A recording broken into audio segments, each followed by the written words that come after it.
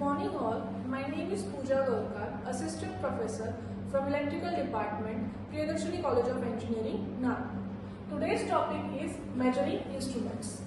The instruments which are used to measure the electrical as well as physical quantities are known as measuring instruments. To measure the quantities, the instruments requires three forces. That is deflecting force, which is known as deflecting torque also, the controlling force and the damping force. The deflecting force is the force which is required to move the pointer from its zero position to another position. That force is known as deflecting force. Next is controlling force. The controlling force is the force which brings back the pointer to its zero position, is known as the controlling force. There are two types of controlling force. The first one is spring control method and gravity control method. The last is damping force. The damping force minimizes the oscillations of the pointer and makes the pointer steady at a particular reading. That force is known as damping force. There are two methods of controlling force, that is spring control method and gravity control method. These are the diagrams. First one is spring control method and second is gravity control method. In spring control method, we use two phosphate bronze spiral springs attached on the spindle, which is in opposite direction to each other. There is one pointer. This is calibrated scale. This is the spindle which is fixed at a point, and joint bearing supports the spindle.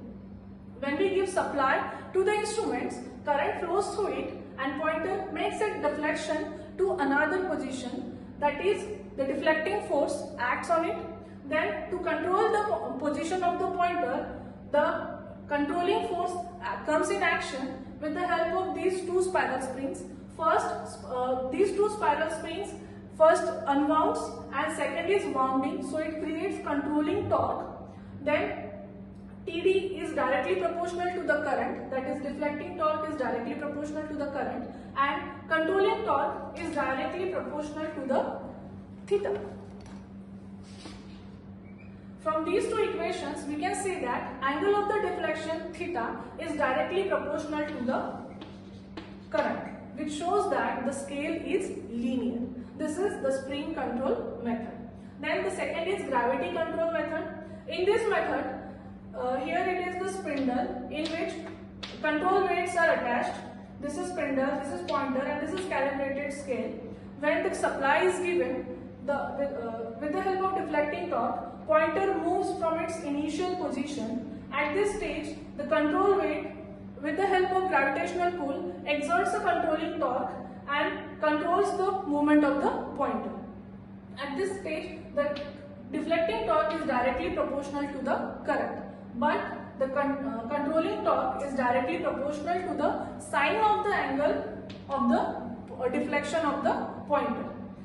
At this stage, the current is directly proportional to the sine of the deflection of the pointer. Hence, the scale is non-linear. This is the main difference between these two methods, that is spring control method and the gravity control method. Thank you.